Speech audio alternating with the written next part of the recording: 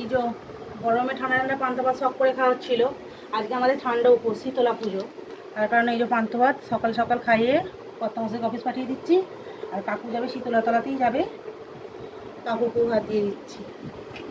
তাহলে এই যে আলু ভাত মাখা দিয়ে দিলাম, তেল লঙ্কা দিয়ে একদম এই যে ভাত করে রেখেছি, একদম সুন্দর করে একদম ভাত জল দিয়ে রেখে দিয়েছি। এবার দেবো, এটা কর্তামশাইকে দিচ্ছি।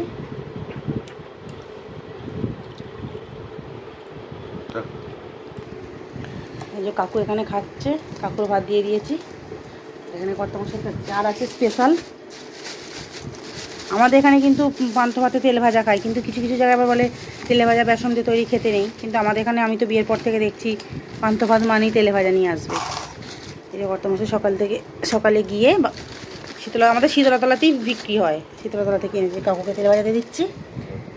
এই যে কুমড়ো ভাজা, দারুণ লাগে পান্তা ভাত দিয়ে কুমড়ো ভাজা। খাওয়া দাওয়া করে নিক।